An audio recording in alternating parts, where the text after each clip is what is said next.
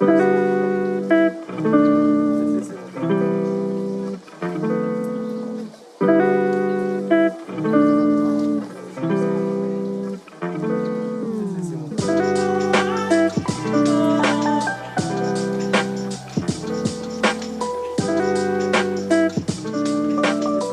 this is the Dean Abbott podcast, and today my guest is Brad Demuzio. Did I say that correctly? You got it. Who goes by Survivor on Twitter, where he writes about his life and the lessons that it has taught him. Thanks for doing this, Brad. Thanks for having me. I surely appreciate it. I've enjoyed interacting with you on Twitter the last few years, and glad to finally meet you. Yes, it's great. And you say Twitter's been good to you for the most part. Yeah, it started as more of a cathartic writing exercise. I've always written. Well, I started writing a lot while I was locked up, and then I was telling you before we started in 2020, businesses were forcibly closed. Essentially, I had nothing else to do, and so I'd been on Twitter before, just reading news and whatever else. I thought, I'm going to start a Twitter account, write some of my thoughts and experiences, and people were interested, surprisingly. So I've been doing it ever since 2020, and I love the associations I have there. It's been great. Yes, I found it to be routinely a great source for connecting with people I would otherwise never have been able to meet. That's absolutely right. Absolutely right. So you have written a lot on Twitter about prison and what you learned there and the lessons and how that was applied to your life in general. Can you start at the beginning and kind of tell us the story of what led there? Well, it's a really long story, but it's not a really long story. It's both. I was Give us the medium version. What's that? Give us the medium version. Yeah, there you go, the medium version. So I was a finance guy ever since I was young, married, 4 kids. What's a finance guy? I got a finance degree, and I was a trader. Is what I was. We traded stocks and bonds and currencies and commodities and all that sort of thing. It was me and a couple of guys that were friends and family, and we did that for some time. In 2000, I can't remember the year, but I went out on my own. We opened our own private fund. We raised a little bit of money. We started to grow. We had some success. Long story short, we stopped having success, started losing money, started struggling like people do. And this is where the prideful idiocy comes in. So tell us what was that like for you when you started to see things going downhill a little bit? What was happening in your mind? It was terrifying because the people that entrusted me with their money, that wasn't tons of money and it wasn't tons of people. It was all people that I knew, close relationships. It was a moderate amount of money, but we'd made good money for people. So you were managing other people's money, trying to turn a profit for them in the stock market. That's correct. Okay, and then suddenly start losing their money. Start losing. And so I do the thing that turns out I didn't realize I'd done all my life, but instead of just saying, gosh, we're kind of in a mess, we're struggling here, here's what's happening, we're not sure what we're going to do next, whatever, I started to shave the truth just a little bit. Well, this week we lost a little bit of money, but didn't tell the whole truth. And it started with small, I wouldn't say inconsequential, because every lie has a serious cost, which is what I've learned since then. But I started to tell people this and that and the other thing, which was not true. And then I'll never forget, this is a really unique experience. I'm sitting in front of my computer. When you were doing that, where you were aware that you were doing it? Totally. And how did you feel? Were you at peace with that, or did it eat at you? Hell no. I was a disaster. I was an absolute disaster. I was also deceiving my spouse. She had no idea that we were in trouble. As the losses piled up and I started to make worse decisions because we were losing, trying to get, like a gambler, basically, is kind of how it went. And it's a longer story than that, but that's the basic idea. And as I started to tell those lies, 2 things happened. One, my own personal peace was completely degraded. The peace that I brought into my home became degraded. I had young children at the time, and my own personal peace was a complete disaster. But at the same time, telling the smaller lies became easy. became easy because it pushed the consequences out. I was pushing consequences out. And in my optimistic, obscenely optimistic mind, which I am obscenely optimistic even now, I knew I could fix it. I knew I could fix it. I knew I could fix it. I knew I could fix it. So if I could just keep everybody calm for another 30 days, another 60 days. And so I justified the lies by saying to myself that I was making it right. I was going to make it right. I was going to make it right. So somehow you would restore all the money. And truthfully, and this is where the crime comes in. First of all, you can't lie over an email or a phone call about something like that. That's considered wire fraud, which is essentially lying. I went to prison for lying. The second thing that I did is I was taking any money that I had of my own and using it to prop up the fund, which is then, you're putting money together, and that's also against the rules. So I was basically bankrupting myself to try to prop it up until I could get it back. What's the right thing to have done in that situation? If I don't even know I don't know enough about this world to know, like, okay, right. So I'm sure every financial management company goes through this. Certainly. What's the right thing to do? Well, the right thing to do is to never falsify what's really happening, completely open, which might mean disaster, might mean everybody pulls their money and you're bankrupt, whatever.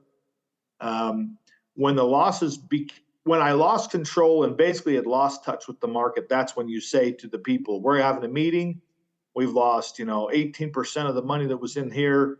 I put in my own money to prop it up, but I've lost track, and I want you to know what's happening, and you decide what you want to do, and you want in, you want out, whatever, and then deal with the consequences. Basically, close it up, pass everybody's money back, and you take the losses and pay back what you can, and work for forever how long it would take to pay the rest, and so then be out of business and start over. Right. And I wasn't willing to do it, partly because I was optimistic, partly because I don't know what to say. I guess I didn't want to accept the consequences. I never once was taking this money and enriching myself. At the time, my home was almost in foreclosure. We were barely feeding our family. We were totally destitute. I had taken all of our savings and other investments and everything, money from the house, everything. Anyway, that was what happened. One of my partners, who was somewhat privy to what was happening, got angry, didn't want to get caught up in it, and got in touch with a family friend who was a federal prosecutor. And so it went from a business dispute that would have cost money to a criminal situation. And I was ignorant enough that I thought telling the truth to the government was a good idea. So I went to meet with them without a lawyer and told them the whole story, gave them all the records, told them everything that I had done, assuming that that was the right thing to do, because I was desperate for not absolution, but the pain and suffering of propping it up was killing me physically and spiritually. So I went in and basically crucified myself without even really knowing it. Now, of course, what year was this? Let's see, 2009. Okay, so it was quite a while ago. Yeah. Yes. And then I was out in 2015. I got home. I left the prison October 28th, 2015, and then I spent till December 5th of that year in a halfway house across the state, and I came home December 5th, 2015. But so you went to who and gave them all this information? I went to you won't believe this. There's an FBI office in my town. I called them and told them I wanted an appointment. I walked in the door and just hung myself. So thinking that these were honorable people that would understand what was happening. Here's the accounts. Here's the money. Here's what I've done. Here's the lies I've told. Here's everything that's happened. What can we do? And they, because they're good at their jobs, told me how great it was what I was doing, and no problem. There'd be no indictment. There'd be no problems. They were going to do a little investment, and we'd probably have some sort of a mistake.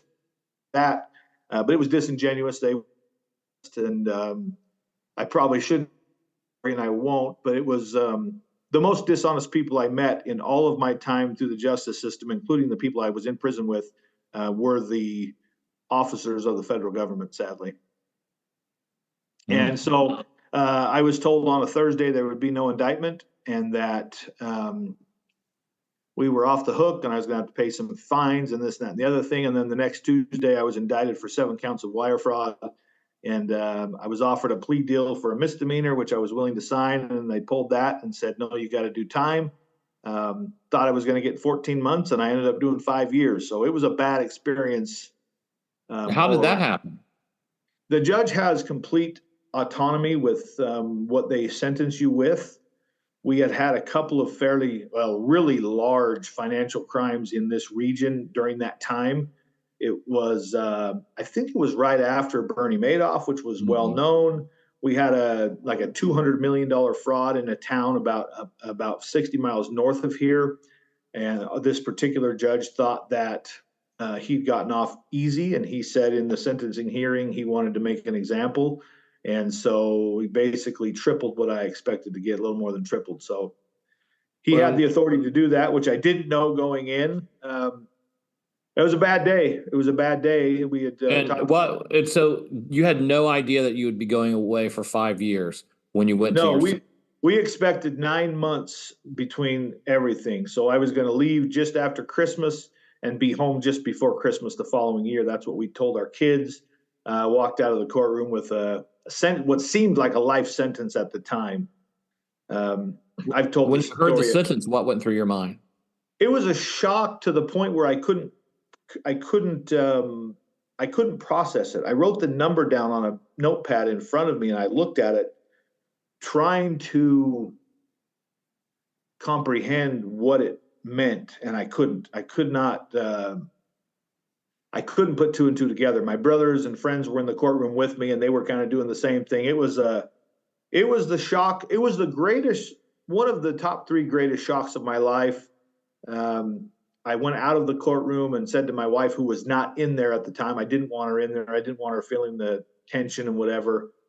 I told her we had to run. I said, now's the time. I didn't know, in my mind, that much time was eternity.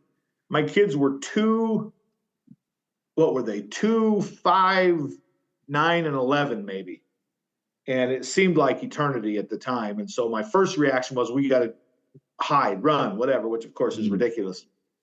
My second thing I said to my wife that day was, you have to divorce me and move on with your life. In my mind, I was dead. I would be gone forever. And I didn't want her to suffer any more than she already had. And so it was a horrendous moment. And this is something that I say on every podcast I go on. My wife looked at me and she said, I committed to this family all those years ago. I committed to you and to the kids, and you're an idiot and you're the worst, and I can't believe you've done this to us. But the best thing for our family is to still be a family, and I'll be here when you get back. And I was one of the only people that I did time with that kept the spouse they had at the time of their incarceration. Most got left behind. Good for her, huh? It was amazing. And while my children have suffered the results of that separation, she treated it as if I was gone almost on a trip or a work.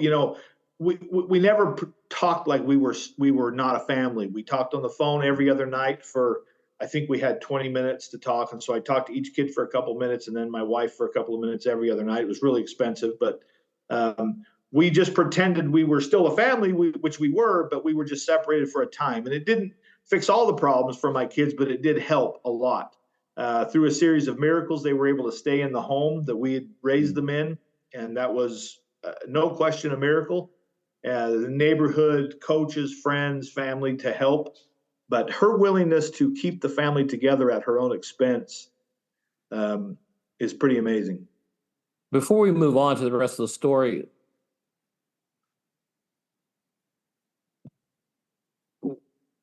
the government agents who made these decisions about your life, do you believe there was some good they were trying to achieve? And if so, did they achieve it? Or was this simply a waste inflicted upon your children? That is a very thoughtful question, and I'll answer it the best way I can. I'll say it this way. The people involved in the prosecution, that's their job. They get promotions by batting 1,000. I was easy pickings, obviously. I do not believe they had any interest in the world other than getting their names in the paper and putting another notch on their belt. I found them to be disingenuous, dishonest, and so self-centered that, and again, this is a biased opinion from someone who was on the wrong side, but that group I find to be the most defenseless group in that I've ever met. The judge, I believe the judge, who I knew personally, it's a small town, I believe that he was using his platform to do what he thought was right, to make a statement. My mother-in-law wrote a letter to him saying, we don't care so much about Brad. He's the dumbass that did this, but don't take it. He's a great father. Don't take him away from his kids.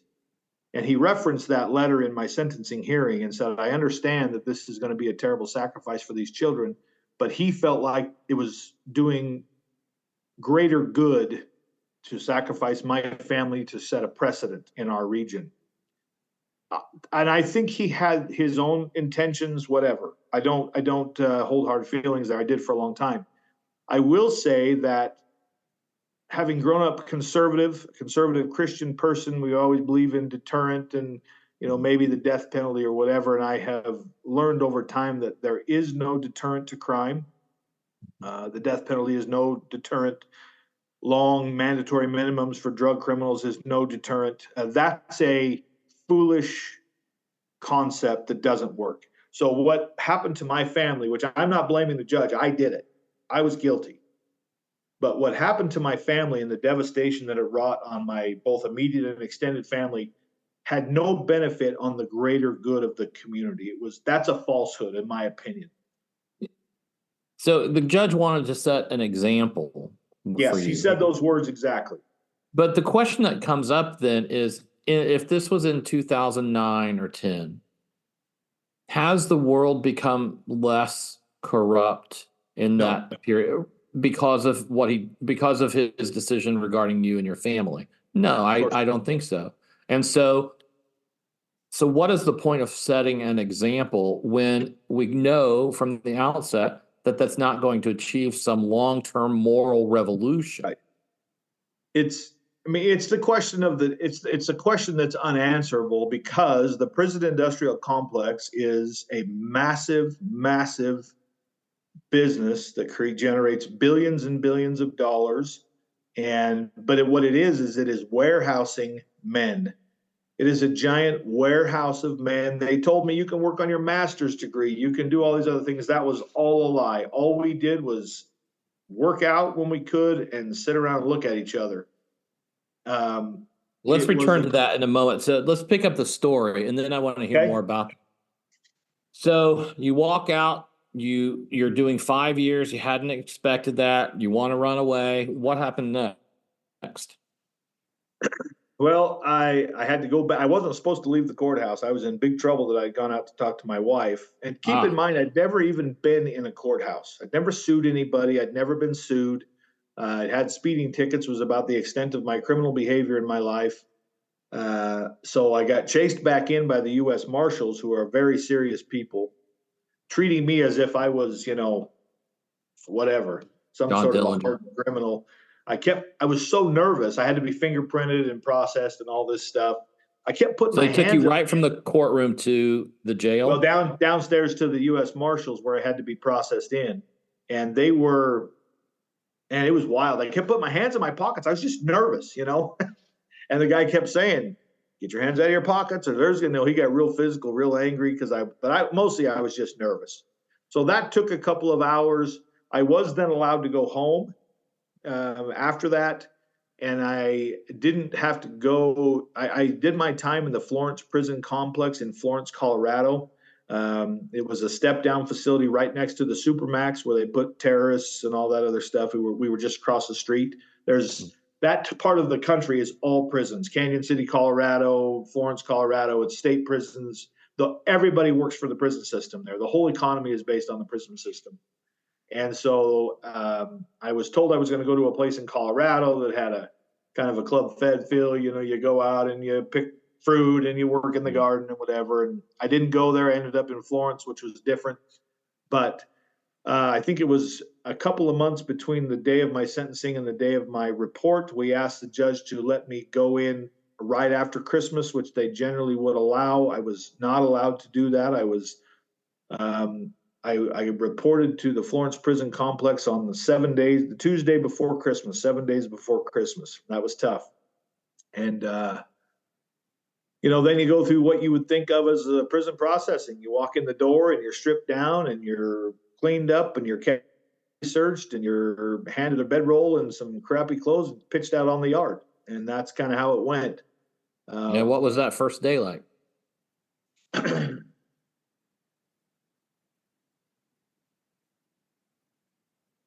It was not worse than leaving home, saying goodbye to my family, saying goodbye to my kids who had no idea what was really happening, couldn't understand. That was the worst. That day was so surreal, I can't even say I was afraid of anything. It was just too odd. It was so surreal to go from this regular small town life that had kind of fallen apart. And the whole process, I kept thinking, this isn't happening. This isn't happening. And then there I was. There's this big old cowboy with a chew in and wearing Wranglers and a belt buckle, checking my butthole for contraband. And, I'm standing there and then here's your stuff and out on the yard and go find your cell and whatever else. It was a shock. Shock is the only way. I was sitting in the processing room before I went in, and there was this Mexican guy who'd done tons of time sitting next to me. And he said, how much time do you have? And I told him, and he said, oh, that's nothing. He says, man, it's going to be done no time. He put his arm around me. You can't even believe how kind he was to me. And I remember thinking, this guy must be insane. I'll be here the rest of my life. And we have stayed friends to this day. And, one of the lessons, you're going to ask me about the lessons of prison, but one of the main lessons I learned was there's good people everywhere. That place was full of criminals, some of them violent criminals, some of them lifetime criminals, but nearly everybody had redeeming qualities. And when you treated people with respect, they generally treated you with respect in return. But here's a guy who'd done 20 years in the system. He had 15 years to go. He was stepping down to a facility, so he was happy, telling me it was going to be great and no problem, and he'd look out for me and whatever. Kind man. And that was my first experience. And I went in with the guards and they were a little less kind. But that first day was tough. I find the cell that I'm supposed to live in. There was an older, he was probably 65, 60-year-old black man sitting in the window bed. My bed was against this wall. The cells were very small. And I said, hello, whatever. And I didn't, what the hell do you say? You don't know. And Okay. he was not real mentally stable. I learned later. We lived together for 3 months. The first question he asked me was if I wanted to fight him for the window bed. And I said, yeah, I guess. I didn't know what to say. But I had been told don't show weakness. So I said, sure, let's fight. Let's fight. We didn't fight. We didn't, and we became friends. He kind of laughed at me when I said that. But that was my first experience. The biggest challenge was the lights would go out at night, and there you are. And I've written about this. I think it was right before Christmas, and I had my son was 9, I believe. My second son was 9, and he loved to sing. And I'm laying there in my bunk, and I'm hearing him sing a particular Christmas song that we loved as a family, just on repeat in my head. And there were 2 or 3 nights where I thought, I'll never, ever make it even to the morning. The real pain wasn't the physical danger, wasn't any of the things that I was feeling regret of. All those things were bad. But the separation from my children and knowing that they were suffering and confused and in pain I can't even explain what that feels like. Sure. And did you feel like you were in physical danger while you were in prison? Yeah. Yeah, I had some experiences those first few days that reminded me that I needed to watch my P's and Q's. I Mm. think I wrote it this morning. Uh, always stay on, always be prepared, always be ready, always be in fighting shape, which I wasn't at the time. Violence wasn't a constant thing in the prison where I was, but there was enough. The prison was set up for 200 to 300 people, and we had 600 people in there. The system, Incredible.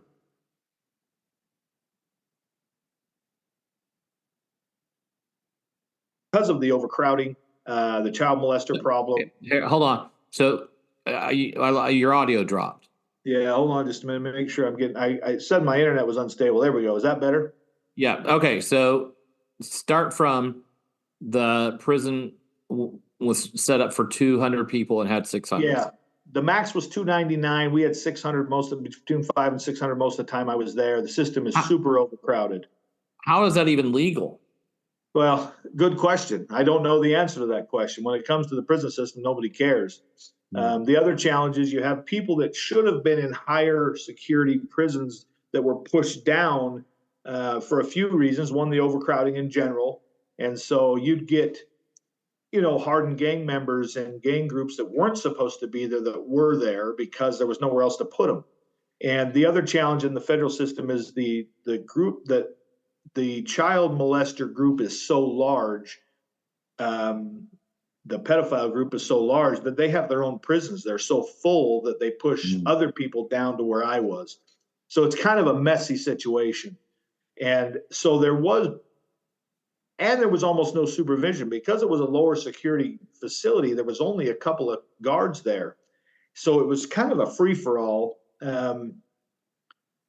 But I found quickly that the violence was organized. It was not random. It was not arbitrary. It was Organized in organized. what way? I couldn't just say to you, Dean, I don't like you. I'm going to beat you down today. I can't do that because now I'm in danger because I didn't get permission from the two groups to do that. So if somebody had a problem with somebody on the yard, they're required to tell their boss or their shot caller, as they call it in prison, that they have a problem with so and so.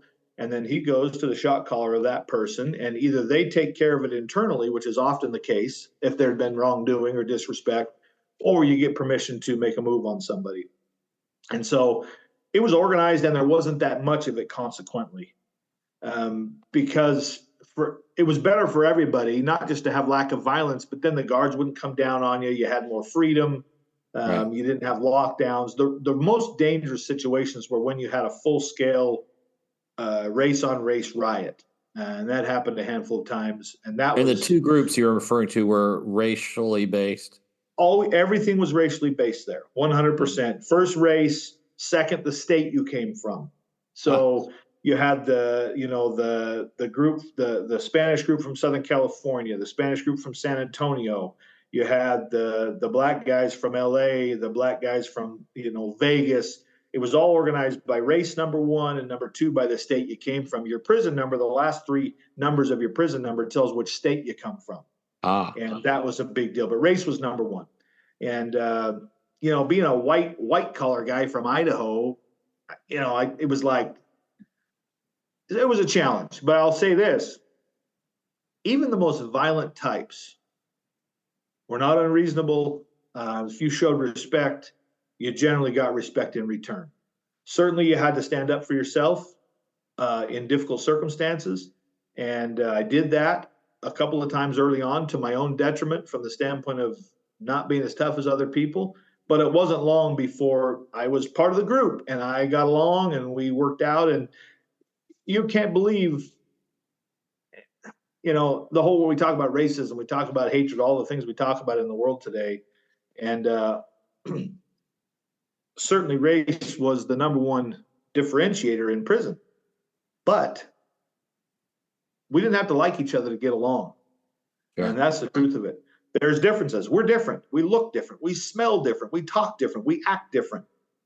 But with respect and reasonable behavior, everybody got along pretty well. It was times when that respect got out of whack that there was problems.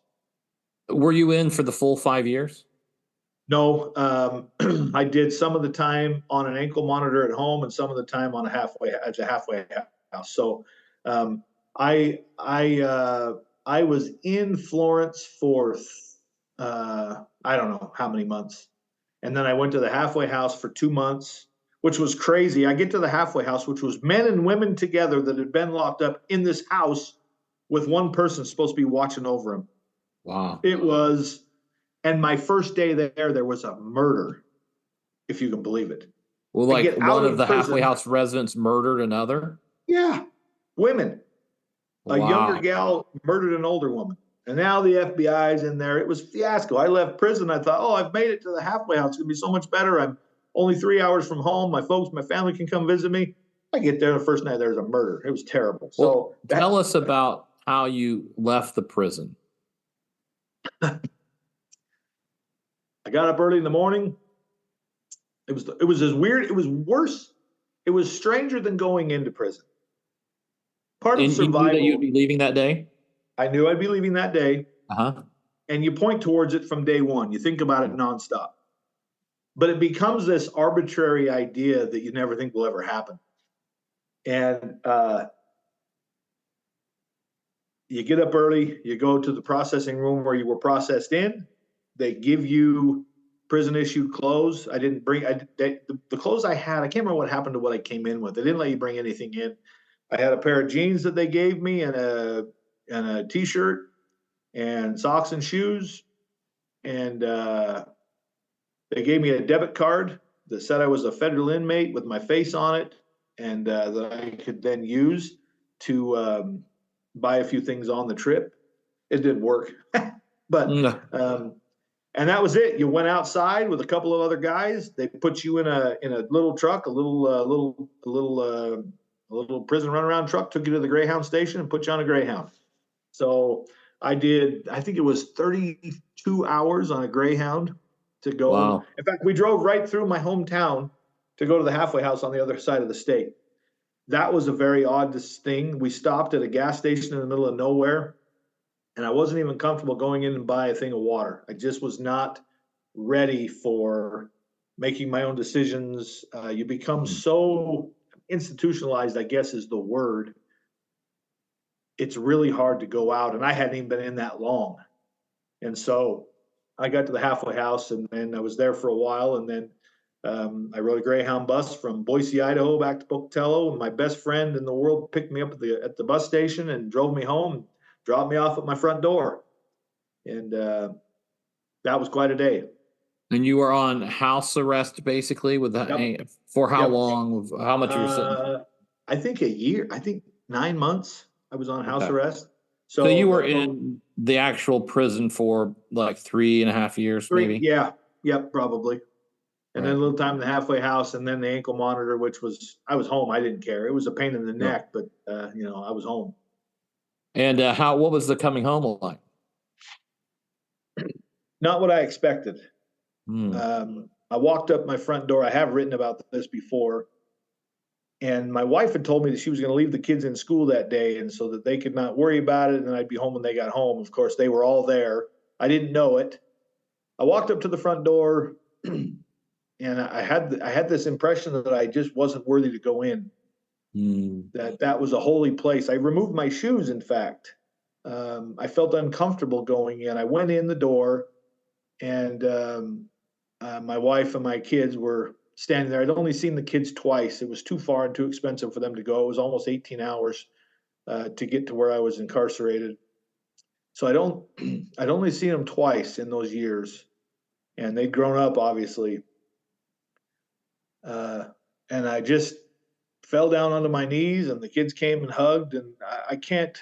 I wish I could relive it over and over and over again, but it gets fuzzy in my memory. But we basically spent the next 2 or 3 days just getting to know each other again. We didn't hardly go out. We didn't do much. We talked and we listened to music and we watched movies that they wanted me to watch, and we told stories. And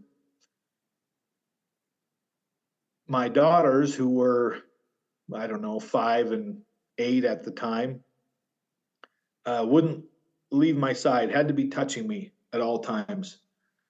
And that was days like that. My son, my second son, was loving and happy I was home. My oldest son was a little bitter. He's a little bit older, and he's a different personality than the others, and so we had to talk and work through it. He's a little quieter. The relationship to my wife, I wanted it to just be like in my mind it had been the whole time I was locked up, and that was ignorant. There was a lot of working through things together. Her anger, justifiable anger and bitterness towards me, was just as strong as the day I had left. And so we had a lot of work to do. Plus, she'd been mom. What's it's a that? good thing. I think it says something about her that it wasn't even stronger. Yeah, right. Right. Absolutely right. And 5 years without you, right? And she'd been mom and dad during that whole situation. Sure. And so, should I discipline the children? I didn't fit. And that took time. That took a lot of time. With all that said, it was heaven. I don't know how else to say it. Our home was a holy place, and I didn't really belong there at first. And it took some time, and finances were a challenge. Work was a challenge. There was a lot of obstacles going forward, but every day, even now, so I've been years and years out, longer than I was in, of course. I remember every day what it felt like to not be home, and I'm so thankful. How did it all change you? What were the biggest things that changed about you?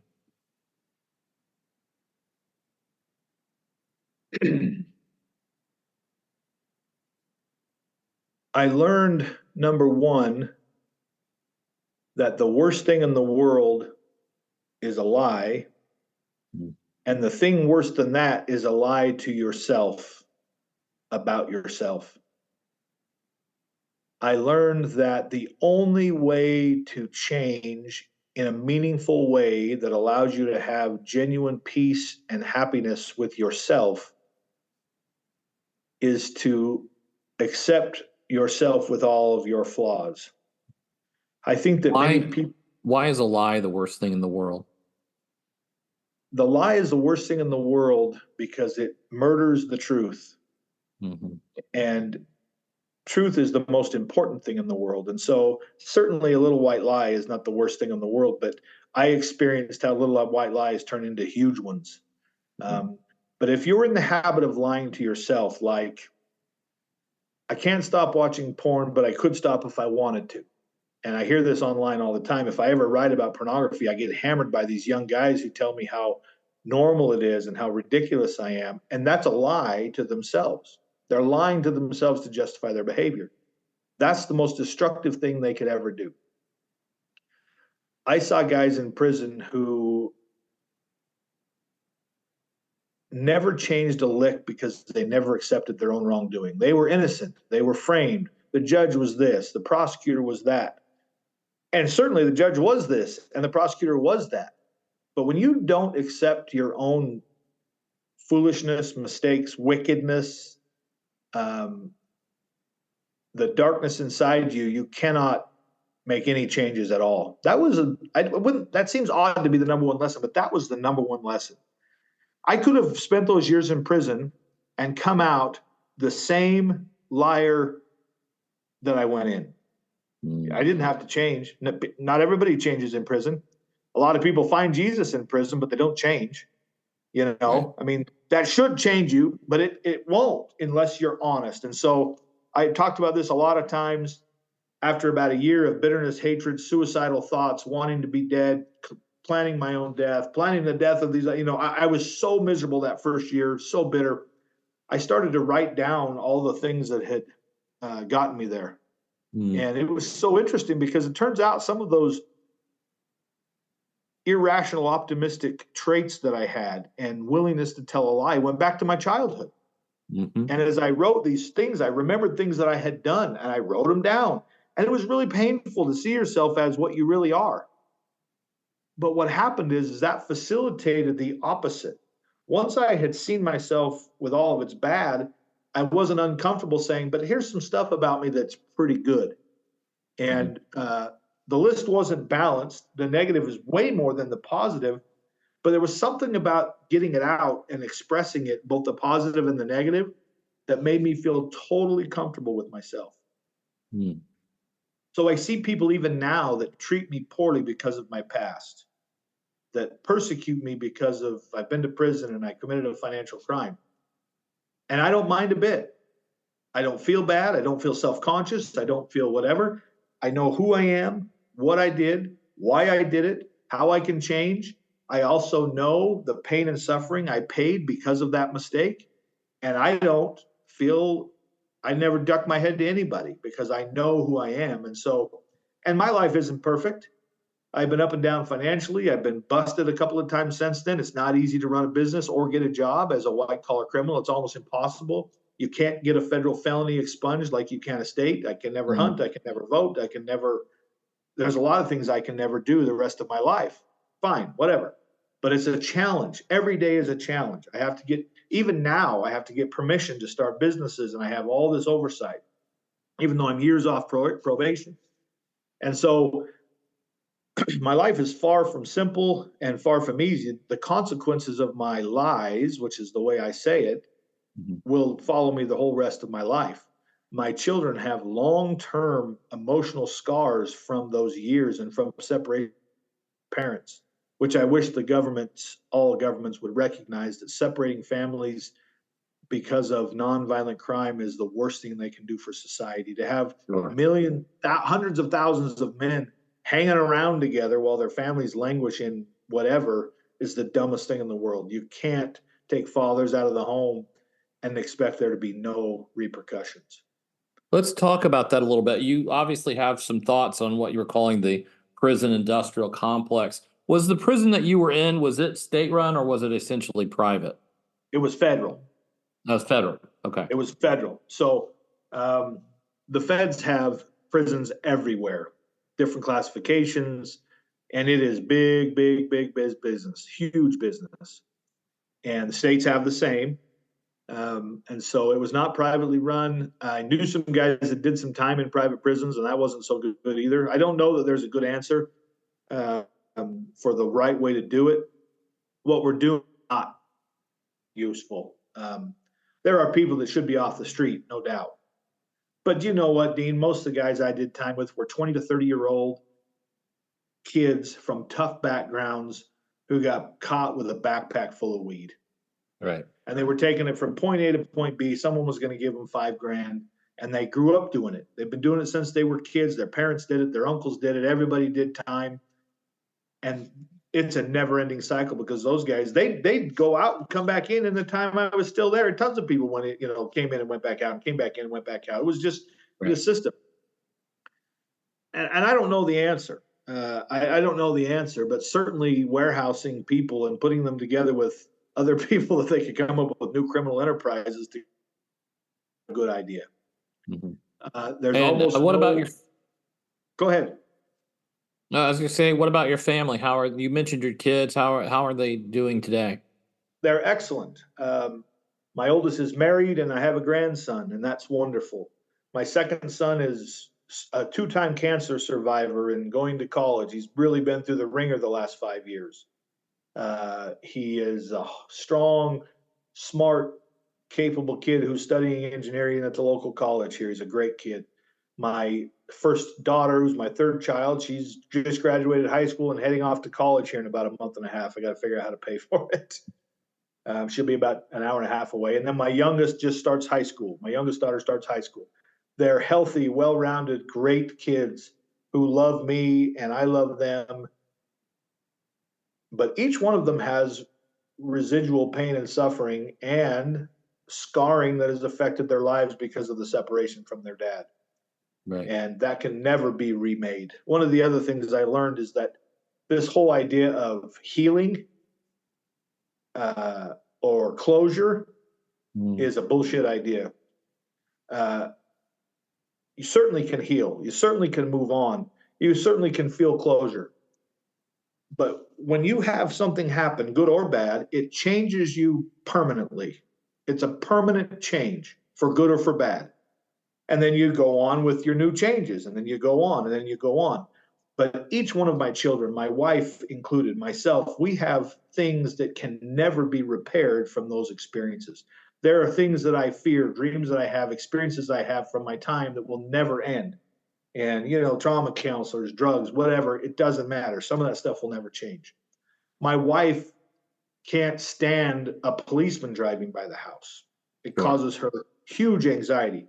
When somebody knocks on the door that she doesn't know is coming to the house, huge, super panic. She has a hard time going to the federal post office because of our experience with the federal government. So some of those residual things, inferiority, my wife still feels horrible embarrassment, as you can imagine. But trauma creates permanent change. However, it's up to me, it's up to you, it's up to us how we're going to deal with that change. Because I say this all the time. I would never choose to be gone from my family for those years, ever. There's nothing I would do to ever leave my family again. There's nothing, I would do anything to trade back those years because they were so terrible. I missed Christmas, baptism, birthday, basketball games, football games, all the things you miss.